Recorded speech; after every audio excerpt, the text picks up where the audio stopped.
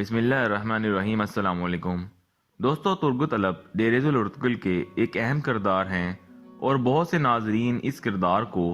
کرولش عثمان میں بھی دیکھنا چاہتے ہیں، لیکن ابھی تک اس کردار کو کرولش عثمان میں شامل نہیں کیا گیا، جبکہ تاریخ کے مطابق ترگت الب کا شمار سلطنت عثمانیہ کی بنیاد ڈالنے والی اولین شخصیات میں کیا جاتا ہے۔ اور اگر آپ کرولش عثمان میں آیا نکولا کا کردار دیکھیں تو اسے اینا گول کے گورنر کی حیثیت سے دکھایا جا رہا ہے، لیکن ابھی تک اس کا مقابلہ صرف عثمان غازی سے ہو رہا ہے، جبکہ تاریخی طور پر عثمان غازی نے اینا گول پر حملے کے لیے ترگت الب کی قیادت میں فوج روانہ کی تھی اور ترگت الب کی قیادت میں ہی اینا گول فتح ہوا تھا۔ اینا گول کی فتح کے بعد عثمان غازی نے انہی کو اینا گول کا پہلا عثمانی گورنر مقرر کیا تھا، اور تاریخ سے بھی یہ بات ثابت ہے کہ ترگت الب ہی اینا گول کے پہلے عثمانی گورنر تھے، اور کلہاری کے ساتھ ان کا طریقہ جنگ بہت مشہور تھا۔ دوستو، ترگت الب کا ذکر ہمیں نہ صرف ارطغرل غازی کے ساتھ ملتا ہے بلکہ عثمان غازی اور ان کے بیٹے اور خان غازی کے دور حکومت تک ان کی خدمات کا ذکر ہے۔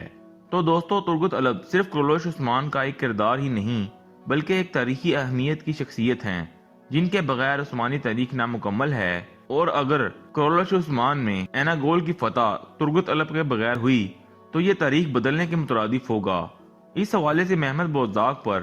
ترک تاریخ دانوں اور ناظرین کی جانب سے شدید دباؤ ہے کہ وہ تاریخ کو تبدیل کیے بغیر اس سیریز میں ترگت کا کردار شامل کریں۔